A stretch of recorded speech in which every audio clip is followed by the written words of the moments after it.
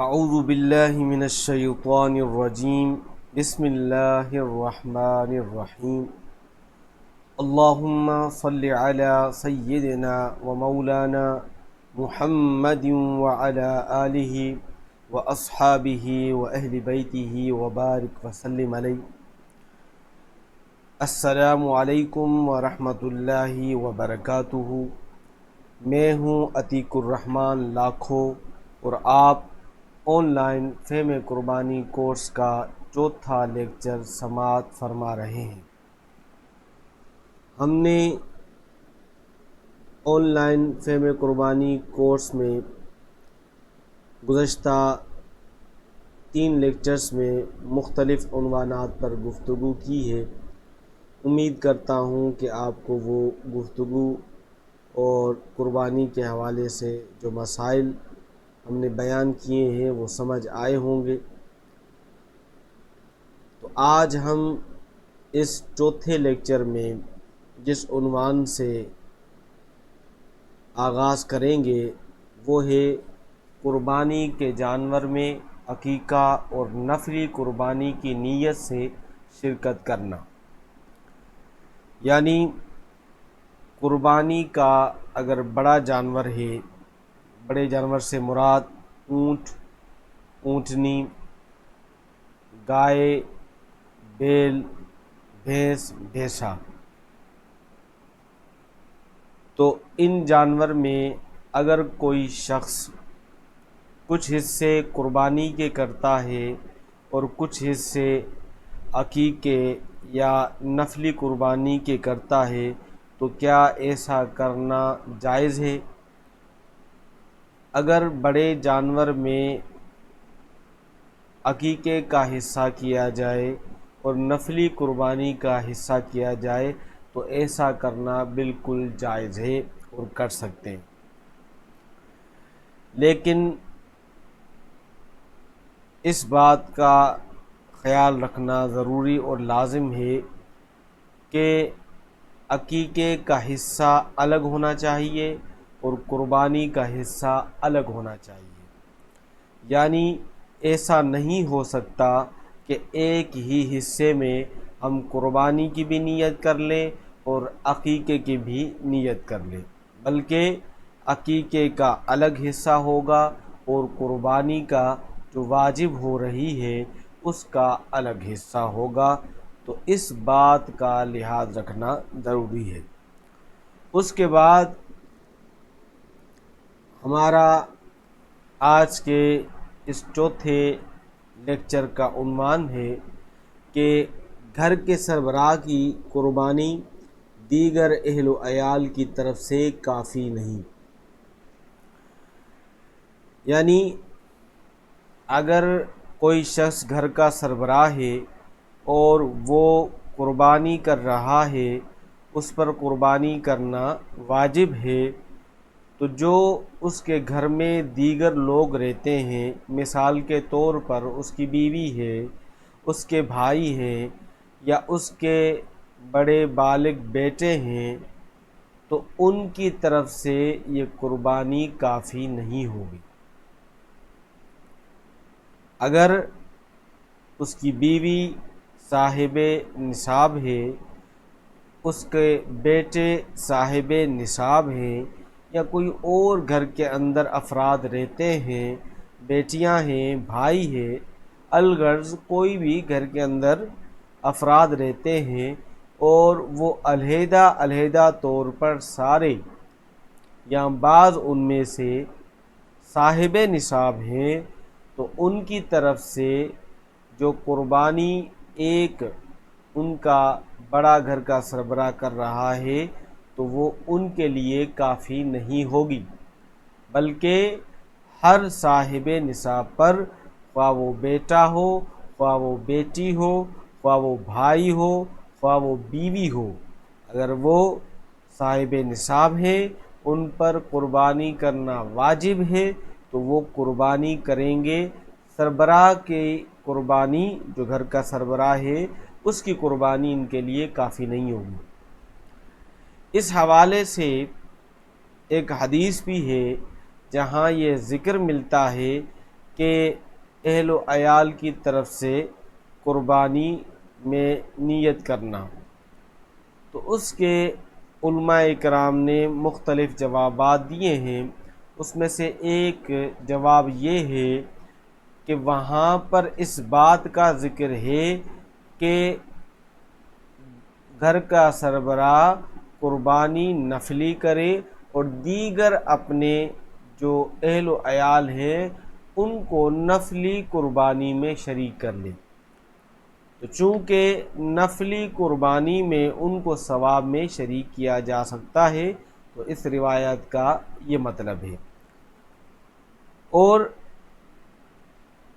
یہ مراد لینا ضروری بھی ہے کہ ہر صاحب نصاب پر قربانی واجب ہے، جس طرح اور احادیث کے اندر آتا ہے، بلکہ ایک مشہور حدیث ہے جس کے اندر یہ ہے کہ من کان لہو سعۃ، کہ جس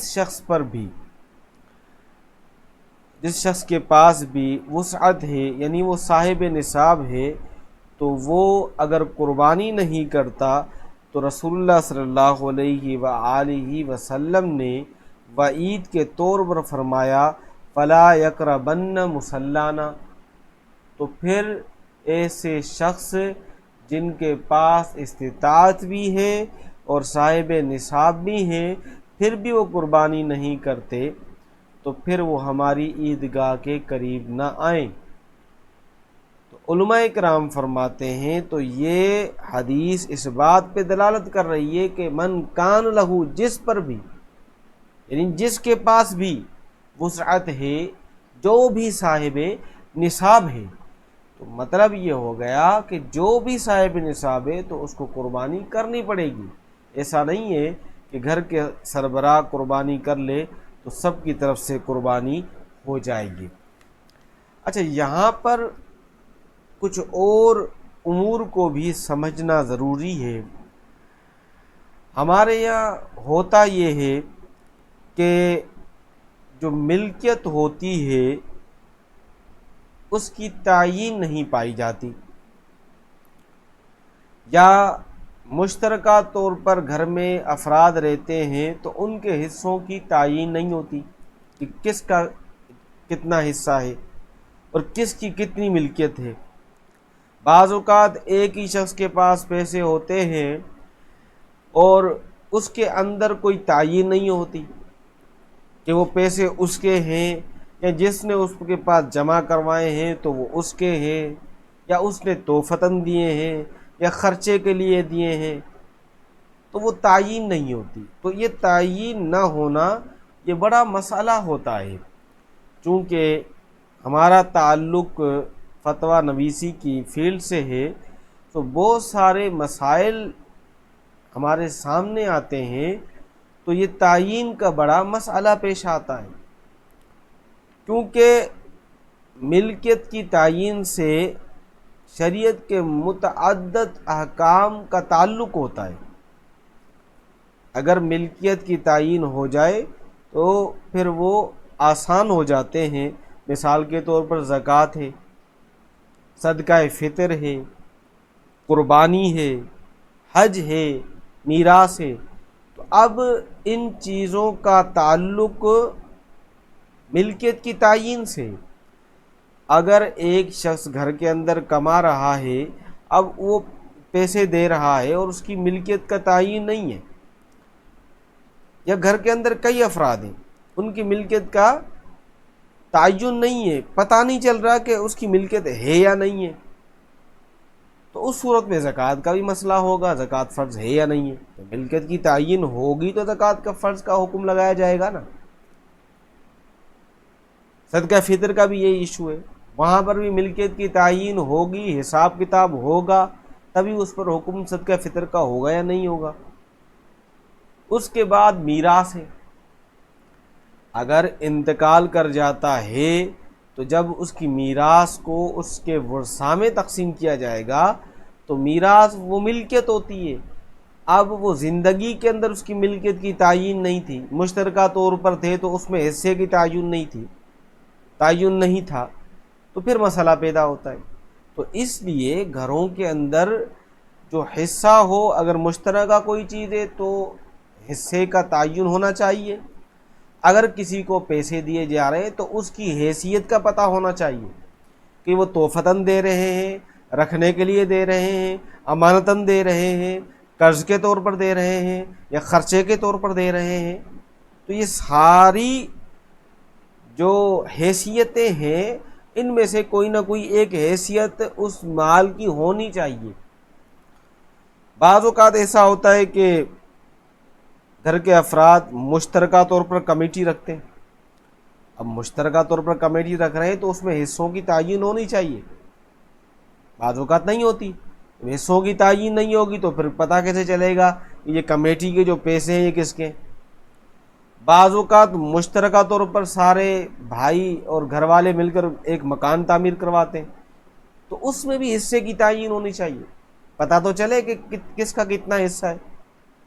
تو اس کے بعد ہی جو بہت سارے معاملات ہوں گے، اور وراثت کا ایشو ہو سکتا ہے، تو بعد میں وراثت کیسے تقسیم ہوگی جب پتہ ہی نہیں ہوگا کہ اس کا حصہ کیا ہے۔ بعض اوقات مشترکہ طور پر کاروبار ہوتا ہے، بعض اوقات ایسا ہوتا ہے کہ والد جو ہے وہ اپنے بیٹے کو پیسے دیتا ہے، کاروبار کے لیے دیتا ہے، بزنس کے لیے دیتا ہے، تو وہ جو پیسے دے رہا ہے اس کی حیثیت کا پتہ نہیں ہوتا، وہ قرضے کے طور پر دیے ہیں یا اس کو بطور تحفہ دے دیے ہیں۔ تو ان ساری جہتوں سے مسائل مختلف ہوتے ہیں، تو اس لیے تعین کا بہت بڑا کردار ہوتا ہے، تو یہ تعین ہونا چاہیے۔ بعض اوقات گھر تعمیر کے لیے رقم جمع کی جاتی ہے، تو جو رقم جمع کی جائے گی گھر میں لگائی جائے گی تو اس میں حصوں کی تعین ہونی چاہیے، تاکہ کل کلا کوئی ایشو نہ ہو، کوئی مسئلہ درپیش نہ ہو، اور سب سے بڑھ کر جو شرعی احکام ہیں ان میں سہولت ہوگی، اور جو اللہ سے ڈرنے والا ہوگا، اللہ کے رسول سے ڈرنے والا ہوگا، تو وہ تعین کو لازم کر دے گا، وہ ملکیتوں کی تعین کو لازم کرے گا۔ تو یہی مسئلہ گھر کے سربراہ کی قربانی کے مسئلے میں بھی آتا ہے کہ اگر ان کی الگ الگ تعین ہے، ان کا پتہ ہے کہ یہ میرے پیسے ہیں، اتنی میری ملکیت ہے، اگر بزنس ہے تو اس میں اتنا شیئر ہے، یہ سب چیزیں پتہ ہوں گی، تو پھر ہر شخص جو ہے اگر گھر کے سربراہ کے ماتحت بھی ہوگا تو اس کو علم ہوگا کہ میرا اتنا جو ہے وہ بیلنس بن رہا ہے، میری اتنی رقم بن رہی ہے، میری اتنی جائیداد بن رہی ہے، میری اتنی ملکیت بن رہی ہے، اور میرا فلاں فلاں جگہ اتنا اتنا حصہ ہے۔ تو اس کو قربانی کا نصاب ہو یا زکوٰۃ ہو یا فطرہ ہو یا حج ہو، تو پھر ان احکامات پر عمل کرنے میں اس کے لیے سہولت ہو جائے گی۔ تو اس چیز کا لحاظ کرنا ضروری ہوتا ہے احکام کے اندر، اور بالخصوص زکوٰۃ، صدقہ فطر اور قربانی، حج اور میراث میں ملکیت کی تعین ہونی چاہیے۔ تو ہمیں بھی اپنے گھروں کے اندر، اپنے کاروبار کے اندر، اور ان سارے جہاں پر مشترکہ چیزیں ہوتی ہیں تو ان میں ہمیں اس بات کا خیال رکھنا چاہیے۔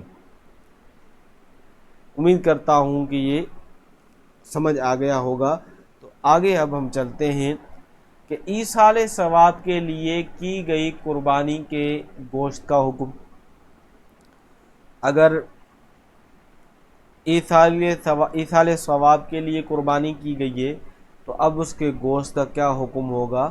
تو اگر کوئی شخص اپنے والدین کے لیے، اپنے عزیزوں کے لیے، یا ویسے ہی امت مسلمہ کے لیے، نبی کریم صلی اللہ علیہ وآلہ وسلم کے نام پر اگر ایصال ثواب کے لیے قربانی کرتا ہے، یہ بہت اچھا عمل ہے، کرنا چاہیے، بلکہ اسلاف کے نام پر بھی ایصال ثواب کے لیے کرنی چاہیے، بزرگان دین کے نام پر بھی ایصال ثواب کے لیے قربانی کرنی چاہیے۔ اگر اللہ تبارک و تعالیٰ نے استطاعت دی ہے تو اس کے گوشت کا حکم یہ ہے کہ اس کے گوشت کا حکم قربانی کے گوشت کی طرح ہی ہے، یعنی اس کو خود بھی کھا سکتے ہیں، اغنیا کو بھی دیکھ سکتے ہیں، یعنی کہ وہ جو پیسے والے لوگ ہیں، شاہوکار لوگ ہیں، صاحب نصاب لوگ ہیں، صاحب استطاعت لوگ ہیں، ان کو بھی دے سکتے ہیں، اور غریبوں اور فقیروں کو بھی دے سکتے ہیں۔ جو قربانی ایصال ثواب کے نیت سے کی جاتی ہے اس کا سارا گوشت غریبوں میں تقسیم کرنا ضروری نہیں ہوتا، غریبوں میں تقسیم کرنا ضروری نہیں ہوتا۔ اگر کر دیا جائے تو اس میں کوئی ایشو نہیں ہوتا، اگر سارا غریبوں میں تقسیم کر دیا تو وہ بھی کر سکتے ہیں، اگر عزیز و اقارب کو کھلا دیا، دعوت کر لی تو وہ بھی ٹھیک ہے، وہ بھی کر سکتے ہیں۔ تو لیکن بعض اوقات کیا ہوتا ہے، منت ہوتی ہے، جو منت ہوتی ہے تو اس کا سارا گوشت صدقہ کرنا ضروری ہوتا ہے، لیکن ایصال ثواب کے لیے سارا گوشت صدقہ کرنا ضروری نہیں ہوتا۔ اس میں ایک صورت یہ بھی ہوتی ہے کہ بعض اوقات والد ہوتے ہیں یا کوئی اور ہوتا ہے، وہ یہ کہہ کر جاتے ہیں کہ میری طرف سے قربانی کر لینا، پھر انتقال ہو جاتا ہے، تو اس صورت میں یہ ہوگا کہ پھر سارا گوشت صدقہ کرنا ضروری ہو جائے۔ اس کے بعد ہمارا الگ ٹاپک شروع ہو رہا ہے، قربانی کے جانور میں عیوب سے متعلق ضابطہ۔ قربانی کے جانوروں میں عیوب سے متعلق ضابطہ جو فقہائے کرام نے بیان فرمایا ہے وہ یہ ہے کہ قربانی کا جانور ہر قسم کے عیب سے پاک اور سالم ہونا چاہیے، کیونکہ یہ ایک عبادت ہے اور عبادت کا تقاضا یہی ہے کہ عبادت جو ہے وہ ہر نقص سے پاک ہونی چاہیے۔ تو فقہائے کرام نے جو ضابطہ بیان فرمایا ہے وہ یہ ہے کہ ہر وہ عیب جو منفعت کو بالکل زائل کر دے یا اس عیب کی وجہ سے جانور کا حسن بالکل ختم ہو جائے،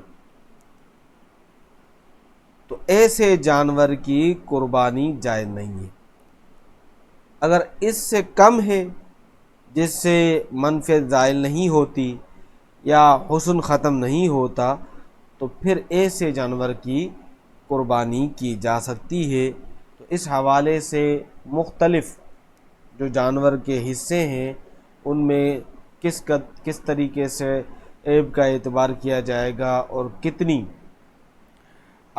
کتنا اس میں عیب ہے اس کا تعین کیسے ہوگا، اور وہ عیب ایسا ہے کہ جس سے قربانی جائز نہیں ہے یا عیب ایسا ہے کہ وہ عیب جو ہے وہ چھوٹا ہے اس کی وجہ سے قربانی جائز ہو جاتی ہے، تو انشاءاللہ اس کی ہم تفصیل ابھی بیان فرما رہے ہیں، تو آپ بھی اس کو سنیے گا۔ تو پہلا یہ ہے کہ جانوروں کے کانوں سے متعلق عیب، جانوروں کے کانوں سے متعلق عیب، تو اس کی 4 صورتیں ہو سکتی ہیں۔ نمبر 1 کہ جس جانور کے پیدائشی طور پر ایک یا دونوں ہی کان نہ ہوں تو اس کی قربانی جائز نہیں ہے۔ جس جانور کے پیدائشی طور پر ایک یا دونوں کان نہ ہوں تو اس جانور کی قربانی جائز نہیں ہے۔ نمبر 2 اگر جانور کے کان تو ہوں لیکن چھوٹے ہوں تو پھر ایسے جانور کی قربانی کرنا جائز ہے۔ اور تیسری صورت یہ ہو سکتی ہے کہ جس جانور کا تہائی سے زیادہ کان کٹا ہو، جس جانور کا تہائی سے زیادہ کان کٹا ہو تو اس کی قربانی کرنا جائز نہیں ہے۔ اگر کان تہائی سے کم کٹا ہوا ہے تو پھر ایسے جانور کی قربانی کرنا جائز ہے۔ اور چوتھی صورت یہ ہوگی کہ جس کا جانور کا کان لمبائی میں اگر چرا ہوا ہے،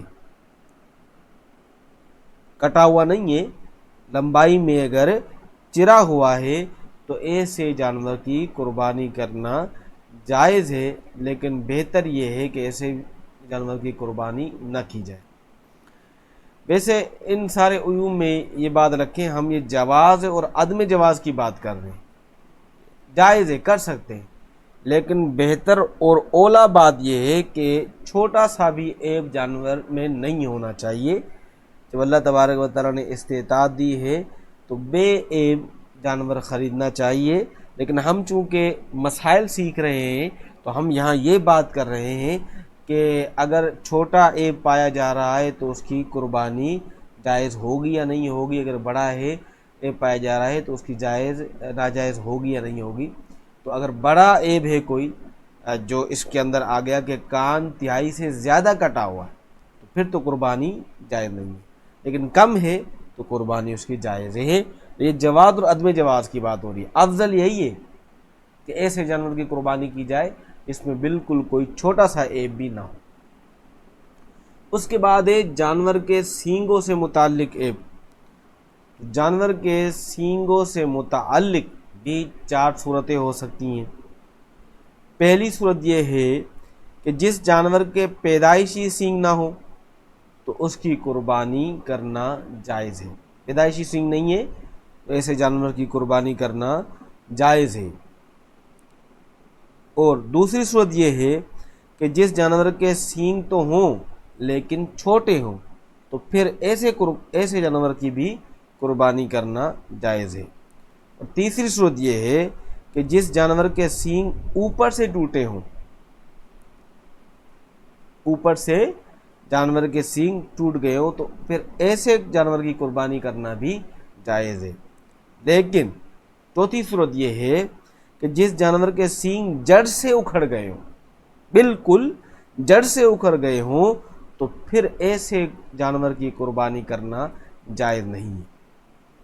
اگر اوپر سے جانور کے سینگ جو ہیں وہ کٹے ہوئے ہیں یا ٹوٹ گئے ہیں تو پھر تو جائز ہے، لیکن بالکل جڑ سے اگر جانور کے سینگ ٹوٹے ہوئے ہیں تو پھر قربانی کرنا ایسے جانور کی جائز نہیں ہے۔ اس کے بعد عنوان ہے جانور کی دم سے متعلق عیوب، یعنی پوچھ سے متعلق عیوب۔ تو اس کی 3 صورتیں بن سکتی ہیں۔ پہلی یہ ہے کہ جس جانور کی پیدائشی دم نہ ہو تو ایسے جانور کی قربانی کرنا جائز نہیں ہے۔ جس جانور کی پیدائشی دم نہ ہو تو ایسے جانور کی قربانی کرنا جائز نہیں ہے۔ دوسری صورت یہ ہے کہ جس جانور کی دم تہائی سے زیادہ کٹی ہو تو ایسے ایک جانور کی قربانی کرنا بھی جائز نہیں ہے۔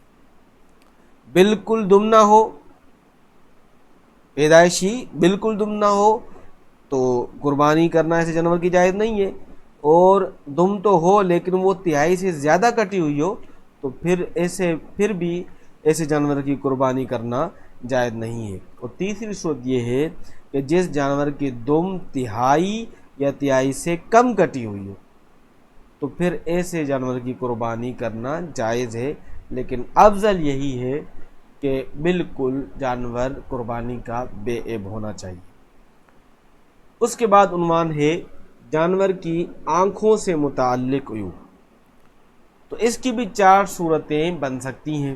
پہلی صورت یہ ہے کہ اندھے جانور کی قربانی جائز نہیں ہے۔ اندھے جانور کی قربانی کرنا جائز نہیں ہے۔ دوسری صورت یہ ہے کہ جانور اگر کانا ہو اور اتنا کانا ہو کہ اس کا کانا بن بالکل ظاہر ہو تو ایسے جانور کی بھی قربانی کرنا جائز نہیں ہے۔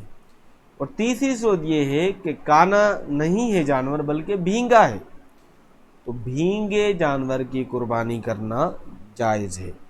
اور چوتھی صورت یہ ہے کہ جس جانور کی تہائی سے زیادہ نظر جاتی رہی ہے، یعنی تہائی سے زیادہ نظر نہیں ہے، تو ایسے جانور کی بھی قربانی کرنا جائز نہیں ہے۔ تو جانور کی آنکھوں سے متعلق یہ 4 صورتیں تھیں۔ اس کے بعد ہمارا عنوان ہے جانور کے دانتوں سے متعلق عیوب۔ تو اس کی 2 صورتیں بن سکتی ہیں کہ جس جانور کے بالکل دانت نہ ہوں یا اکثر دانت نہ ہوں، یا وہ دانت بالکل گر جائیں یا اکثر دانت گر جائیں، اور جس کی وجہ سے جانور چارہ نہ کھا سکتا ہو تو ایسے جانور کی قربانی جائز نہیں ہے۔ دانت ٹوٹ گئے یا گر گئے یا توڑ دیے گئے اور پھر جو ہے وہ جانور چارہ نہیں کھا سکتا ہے تو پھر ایسے جانور کی قربانی کرنا جائز نہیں ہے۔ اور دوسری صورت یہ ہے کہ جس جانور کے دانت تو ٹوٹے ہیں لیکن اتنے دانت سلامت ہیں کہ جن کی وجہ سے آرام سے وہ چارہ کھا سکتا ہے، تو پھر ایسے جانور کی قربانی کرنا جائز ہے، لیکن بہتر یہ ہے کہ جانور مکمل طور پر تمام عیوب سے سالم ہونا چاہیے۔ تو دو صورتیں میں نے بتائی جانور کے دانتوں کے متعلق، اگر اتنے دانت ٹوٹ گئے یا سارے دانت ٹوٹ گئے ہیں جن کی وجہ سے چارہ نہیں کھا سکتا، تو پھر تو قربانی جائز نہیں ہے۔ لیکن کچھ دانت، ایک دو دانت ٹوٹ گئے ہیں یا تین دانت ٹوٹ گئے ہیں اور اس کی وجہ سے آرام سے وہ چارہ وغیرہ کھا سکتا ہے، تو پھر ایسے جانور کی قربانی کرنا جائز ہے، لیکن بہتر، جائز اور چیز ہوتی ہے، بہتر اور چیز ہوتی ہے۔ جائز تو ہے لیکن بہتر اور افضل یہ ہے کہ اتنا بھی عیب جانور کے اندر نہیں ہونا چاہیے۔ اس کے بعد ہے جانور کے تھنوں سے متعلق عیوب۔ تو اس کی تین صورتیں ہیں۔ پہلی صورت یہ ہے کہ اونٹنی، بھینس اور گائے کہ اگر دو تھن نہیں ہیں یا دو تھن کٹ گئے یا خشک ہو گئے تو پھر قربانی کرنا جائز نہیں ہے۔ گائے، اونٹنی اور بھینس، ان کے دو تھن خشک ہو گئے یا کٹ گئے تو پھر ایسے جانوروں کی قربانی کرنا جائز نہیں ہے۔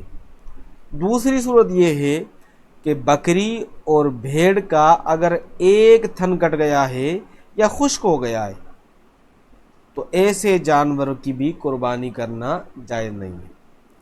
تیسری صورت یہ ہے اونٹنی اور گائے اور بھینس کا اگر ایک تھن خشک ہو گیا ہے، اونٹنی، گائے یا بھینس کا، بکری اور بھیڑ کا نہیں، اونٹنی اور گائے اور بھینس کا اگر ایک تن خشک ہوا ہے، تھن خشک ہوا ہے اور باقی تین تھن جو ہے وہ صحیح سالم ہے، تو شرعاً اس طرح ایسے جانور کی قربانی کرنا جائز ہے لیکن بہتر نہیں۔ تو قربانی کے جانوروں کے تھنوں سے متعلق یہ تین صورتیں تھیں۔ اس کے بعد ہے جانور کی زبان اور ناک سے متعلق عیوب۔ تو جس جانور کی ناک کٹ چکی ہے تو اس کی قربانی کرنا جائز نہیں ہے۔ اسی طریقے سے جس جانور کی زبان اتنی کٹی ہوئی ہے کہ جس کی وجہ سے وہ چارہ نہیں کھا سکتا، تو پھر ایسے جانور کی قربانی کرنا جائز نہیں ہے۔ اس کے بعد ہے جانور کی ٹانگوں سے متعلق عیوب۔ تو جانور کی ٹانگوں سے متعلق عیوب کی تین صورتیں بن سکتی ہیں۔ پہلی صورت یہ ہے کہ جس جانور کا ایک پاؤں کاٹ لیا گیا ہو، یعنی ایک ٹانگ کاٹ لی گئی ہو، تو ایسے جانور کی قربانی جائز نہیں۔ جس جانور کی ایک ٹانگ کاٹ لی گئی ہو تو ایسے جانور کی قربانی جائز نہیں ہے۔ دوسری صورت یہ ہے کہ ایسا لنگڑا جانور جو ذبیحے تک یعنی قربان گاہ تک بھی نہ جا سکتا ہو اپنے پاؤں کے ذریعے، تو پھر ایسے جانور کی بھی قربانی جائز نہیں ہے۔ البتہ تیسری صورت یہ ہے کہ جو جانور لنگڑا ہو لیکن اس پاؤں سے وہ چلنے سے سہارا لیتا ہو، لنگڑا ہو لیکن اس پاؤں سے چلنے سے سہارا لیتا ہو، وہ زمین پر پاؤں رکھتا ہو، تو بہرحال ایسے جانور کی قربانی کرنا جائز ہے، لیکن بہتر یہ ہے کہ جانور مکمل طور پر بے عیب ہونا چاہیے۔ تو یہ جانوروں کے عیوب سے متعلق کچھ مسائل تھے، اور آگے جو ہے وہ اور بھی خارش کے حوالے سے اور قربانی کا جانور گم ہو گیا، ہلاک ہو گیا، اور کچھ اور عنوانات ہیں۔ انشاءاللہ العزیز ہم ان عنوانات پر اگلی ویڈیو میں اور 5ویں لیکچر میں گفتگو کریں گے اگر اللہ تبارک و تعالی نے زندگی دی تو۔ آج ہم اس فہم قربانی کورس کے 4تھے لیکچر کا یہیں پر اختتام کرتے ہیں۔ اللہ تبارک و تعالی ہم سب کو شرعی مسائل کو سیکھنے کی توفیق نصیب فرمائے۔